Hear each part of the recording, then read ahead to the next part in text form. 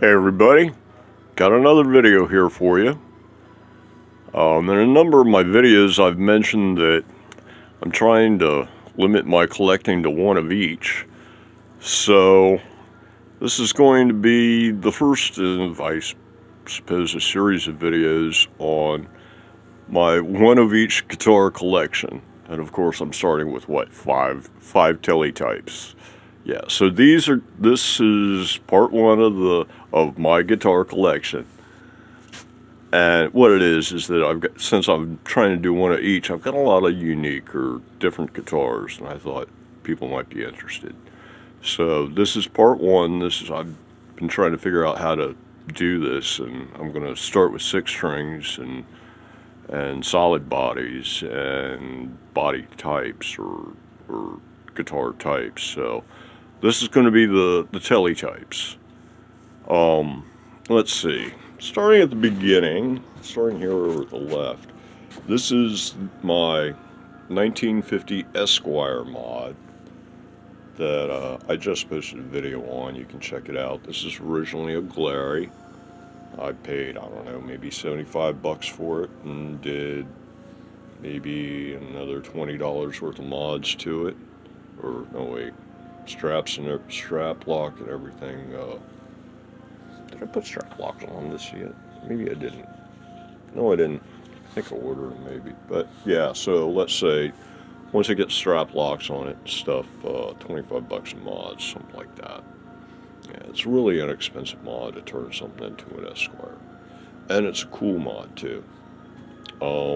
Like I said, this guitar is still, less than 100 on eBay, and you can get a no-name. This one's got the logo removed.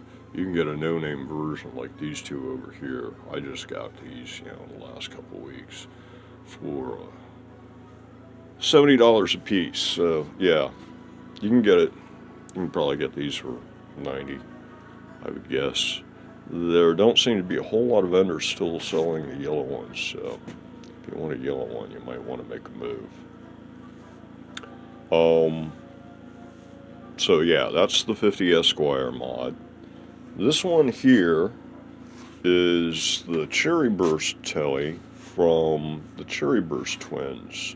This is the other twin up here, the Cherry Burst Strat. And these are ZZG brand guitars, and you'll find them online. They've got a Cherry Burst matching headstock to go with the bodies. And this one here had a bad truss rod, and so I had an extra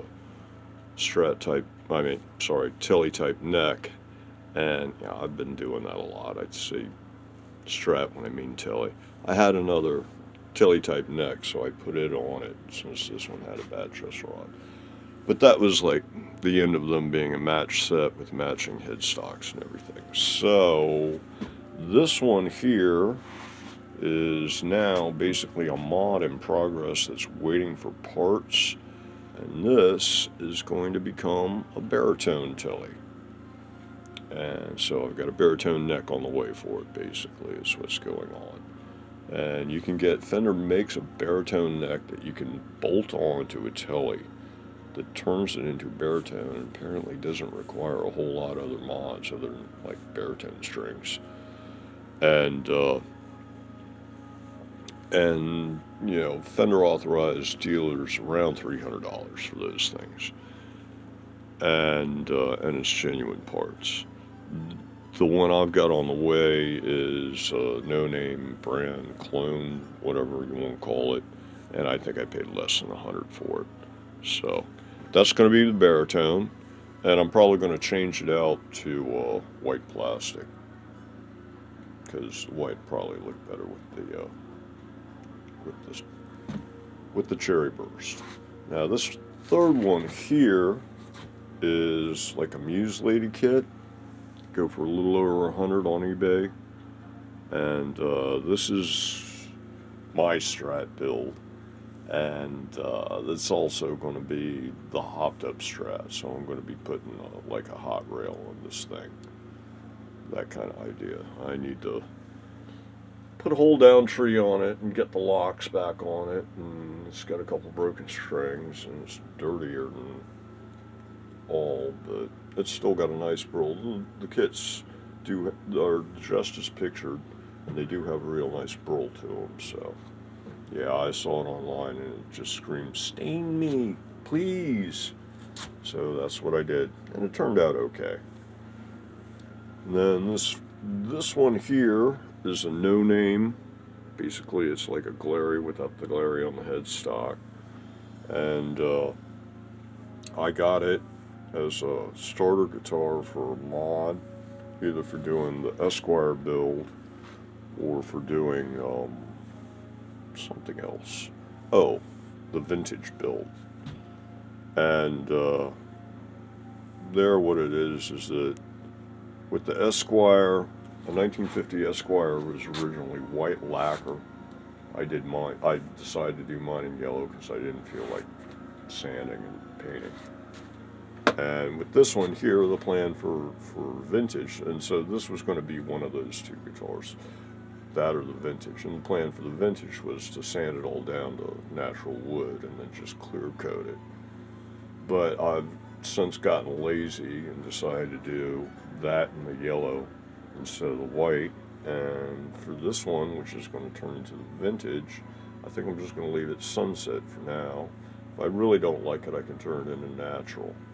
And then as far as the parts on the way for this thing, it's got like genuine Fender tuners on the way, and a Fender neck plate, and real Fender pickups, and brass. No, yeah, this is the vintage. So yeah, it's got brass saddles on the way, and it's got a brass nut on the way, and strap locks, and I'm going to keep the OEM pots and caps. They shouldn't make a difference except for longevity, and roller trees. I think I'll put roller trees on it, but other than that, it's going to get all the more or less vintage parts. So that should be interesting. It should have more or less sound like the real McCoy, except for maybe minor differences in body tone wood. But yeah, I mean, I'm not one of these people who chases the tone, a particular tone anyway. So I'm not looking for a 57 Tele with this pickup in it going into that amp, and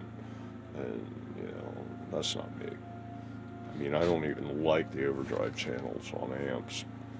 I like pedals. But anyway, yeah, on to the next one. This is another $70 eBay special. This one is going to be one of my black and gold Tuxedo Tele builds. This is going to be the Tuxedo Tele, basically. And the idea is you have a black Tele. I've got a black neck with a black headstock on the way, and it's got the black pickguard with the white 3-ply going on, so that it gives a nice little pinstripe effect. And then all the hardware on this thing, except for the frets. Oh, and the neck also has a rosewood fretboard, so it's dark. So the whole thing is going to look pretty much black. And then all the hardware on it, except for this little white stripe around here, this white pinstripe. And then all the hardware on it's going to be gold. It'll have I think I got gold locking tuners, and I got gold rollers, and I got a gold covered pickup, and a gold bridge for it. And maybe we'll get some brass saddles, because that'd be in perfect color. Maybe a brass nut too. And then it's got a gold control plate and knobs and stuff on the way. Got a gold hat switch, came in today. Gold strap locks, and it'll have a black strap. And that's going to be one of the Tuxedo guitars. I'm going to do a Tele, and I'm also going to do a Strat in the black and gold with the black pickguard and the black and white 3-ply pickguard.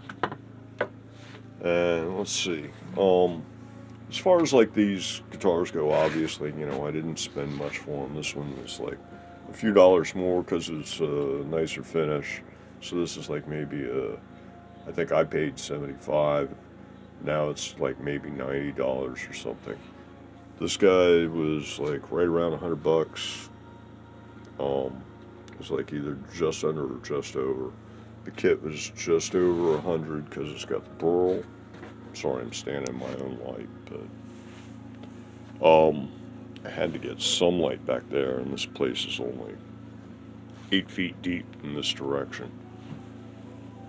This one here, each of these guitars only cost $70, and I bought that one because it was black, and I bought this one planning to refinish it, and then decided that the Sunset Burst was good enough, and I'd just leave it alone. So yeah, I'm getting lazier and lazier about finishes. So, but anyway, that's the Teles. There's going to be an Esquire, a Baritone, a hopped up one, a vintage one, and then a Tuxedo black and gold one. And that will be my collection of Teles. And then I should have enough Teles, I'd say. And overall, it's not bad. I've got, you know, maybe $350 to $400 worth of guitars that are baseline plus the mods. So for 5 Teles, that's not a bad deal. Anyway, that's it for part 1 of the guitar collection. And we'll see everybody in the next video. Everybody have a good one.